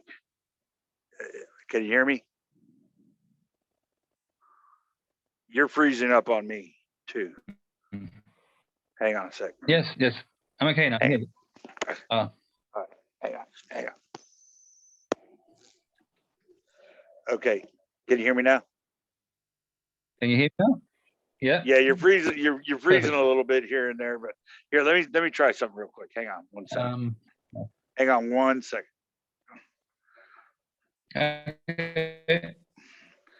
Okay. How about? Is it better? Is it better now? It's fine with me. Okay. Yes. You're freezing a little bit. I can hear you and I can see you. Okay. So okay. Getting to the wristwatch. Okay, it's very, this is beautiful. I love this. I love this conversation. It's very. I had this great conversation the other day. Oh my gosh, yeah. This guy was saying, "Do you love your children?" Okay, and I love this. I love this. This is the same with, why are you wearing a wristwatch? Do you love your children? What is, all of that? It's essentially, uh, Prisha, I think, said, I can't remember the guru that she was quoting, but it was, You're I freezing. don't know. Yeah. Am I freezing? Hang on. Can you Yeah, hear me a now? bit. Yeah. Let's hang on one second. Yeah. Let me leave and come back. Hang on one second. Or Okay. how about this? Let me see what's going on. 9:55. Okay. How about this? Let's end this meeting and then start it over again. So that way we'll just have part 1 and part 2 and see if because Actually, sometimes it'll it do seems, this. okay, but it does seem to be working now, at least for me. Okay. I can hear you. Okay. You're not breaking anything on me. Yeah. Okay, so yes, along the line of the wristwatch. It's like the guru, I can't remember what his name was, but he said, there are no others. Okay, there are no questions, there are no answers, there are no things, there are no, there is no time, there is no space. And does anybody have any questions or answers? And it's beautiful, because literally, why am I talking? I am not, why do I appear to be speaking now? Why am I wearing a watch? Why do I care about recording this if there's no time? All of that kind of stuff it's funny. Richard Lang would call that the big self and the little self. You're coming from the big self outside of timeless, spaceless, big self, whatever that is. And this is the little self, where we appear to be in cause and effect, and time and space is real and all that kind of stuff. And so, but I digress. The funny thing is that, yes, we appear to need to keep our schedules. We have to, we wake up, we go to sleep, we eat, poop, and all that kind of stuff. All of these functions of the body appear to be a necessity for life. We appear to have free will. All of it, all of this stuff, from the level of mind and the appearance of people and things happening within a realm of reality. Yes, it's ridiculous. It's absolutely bonkers. It literally makes zero sense. Okay, though on close inspection, the reality of the situation is, even the staunchest materialist cannot define time, cannot explain gravity, cannot explain the very functions of what appear to be what make this appearance happen. All of the different laws of physics are unexplainable. We don't have a definition of gravity. We don't have a definition of energy. We don't have a definition or an explanation of why there is something rather than nothing, right? But yet we have no source in an objective sense for our own thought. Okay, but yet everybody's completely willing to just say, well, it appears this way, so let's just run with it. But that is all predicated on the assumption that there are actually two people here, that we are actually talking. Yeah. That is the story. It's like the problem, character. Yeah, but the problem about non-duality is that it's predicated on the assumption that some teachers or people or apparent persons get it and others don't. And so you've got all different flavors of non-duality, many flavors. And so, okay, no, the one that's got it is Tony Parsons. He really has got it. The others don't, because No, it's Andreas. No, it's Zen Buddhist, it's Advaita, it's Dzogchen, it's Ramana Maharshi, Nisargadatta. Right, So right. even in non-duality, we've got all these different flavors. Now, doesn't that say something? That there isn't even an agreement with the way non-duality is expressed. Yes. That surely that says something. So Well, sure. From my point of view, it's just a mental exercise of making things fit in what we believe or what is thought is non-duality, which is it's just conceptual. No. Because Because the difference is that it is a lack of the belief. It is a lack of a belief in anything. See, yes, it is a lack of understanding, a lack of knowing. Yes, but the moment you try to express it in words, there's already at some level there's already a belief. Yes. The moment you express it in words. Do you know what you're going to say next? And yes, exactly. So what we're doing, what it appears that's happening, is that we're changing one set of beliefs, duality, for another set of beliefs, learned beliefs. They're learned beliefs, remember, non-duality. And so we seem to be I don't agree with that. Oh yeah, okay, that's fine. That's what I'm saying is that if you've never picked up a book about non-duality, no YouTube, no nothing, we wouldn't even be talking about non-duality. It's picked up beliefs. No, that's not true. When I was 8 years old, in the story of me, I had it was the very first prayer I ever made. The very first prayer I ever prayed, and I immediately knew, paradoxically speaking, I knew that it wasn't a god. It's not a deity. There are no things. Literally everything dissipates. That's the story of me. I was 8 years old. I knew nothing of any of this stuff. It does not matter. You can be awakened on at birth. There are plenty of characters throughout history in that story of time and space that are examples of children that were born awakened. And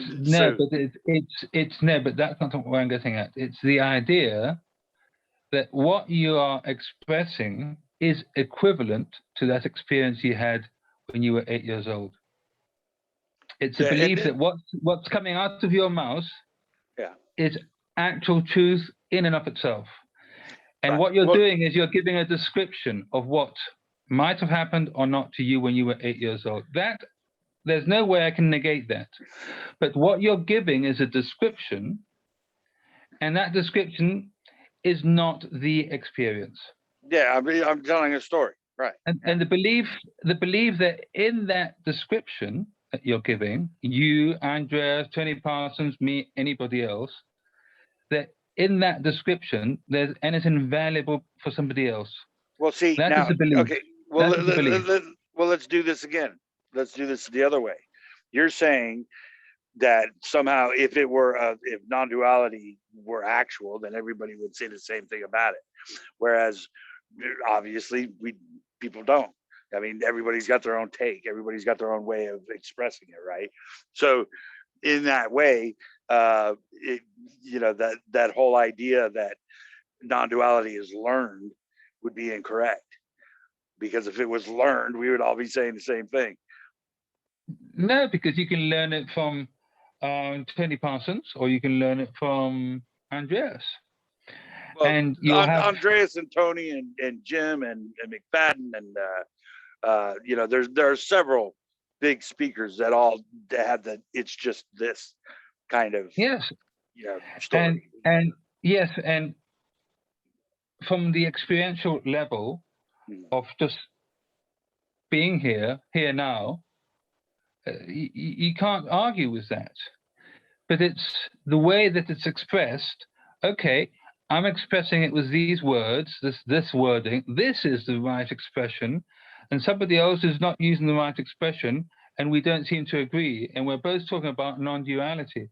I mean, some people would say Tony Parsons is a neo-Advaitist, whatever that means, and all he's saying is rubbish. It's Tony funny. Parsons. Tony Parson would say that Ramana Maharshi is saying rubbish because he talks about a small self and a big self. Right. So Right. from the expression, there doesn't seem to be any agreement, which in a way invalidates anything you say about it. Right. Because Well, no, yes, it has nothing to do with truth. I mean, it's got nothing to do with truth whatsoever. Nothing to do with. I mean, nobody is giving a message here. Nobody is giving a message of truth. There is no truth.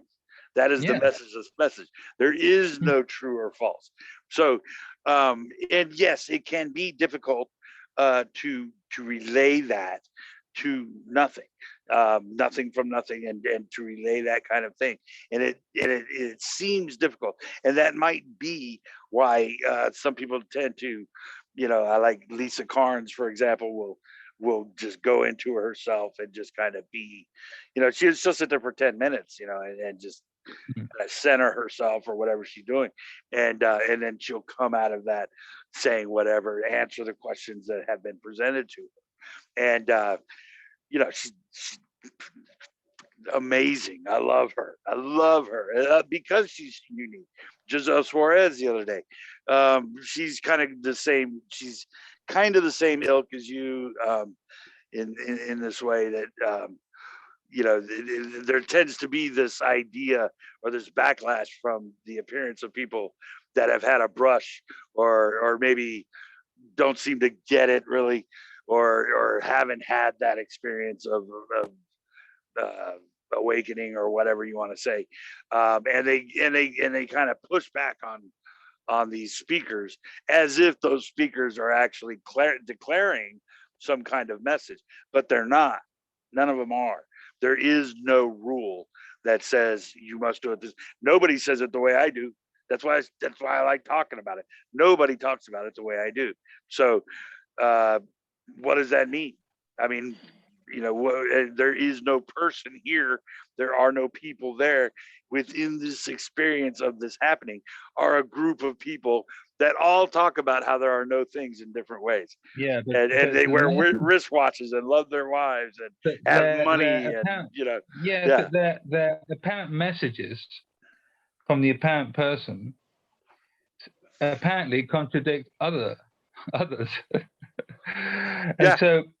And so the idea that, okay, I'll stick to Tony Parsons. He seems to be the one that's more pure in non-duality. He seems to have got it unconditional in a better way than Ramana or Nisargadatta or whoever.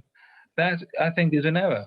I think taking sides on non-dual teachers is a bit stupid, really, because it's not about what they say. Right. It's about what is happening. I actually had a great conversation. Well, somebody sent me a book by, and these Indian names, I just can't. I can't I can't distinguish between the different names, Maharish and Maharesh and whatever the heck, it's just not my language, so I can't determine which one. But this guy, he's a short-haired fellow that stayed in the mountains all his life, always going around in a loincloth, never left his cave when he had his experience as a kid. I think it was Ramana Maharshi. Maharshi, yeah. And he talks about God, and he talks about a lot of things that seem counterintuitive to a non-dualist. But when I read the book, I realized that he was talking about the same stuff that Tony Parsons talks about. He's talking about the same thing I talk about. He's talking about the same thing, just using different words and relating it to different people. So it doesn't really matter. I mean, I love the book, and I actually like the guy. Some of the things that he says, I think that's bollocks. But at the same time, I don't know in what context he said it, to who he was talking to, and words. Like I was talking to Sandeep the other day, and he said, the first thing he said when I said, do you mind if I record this conversation?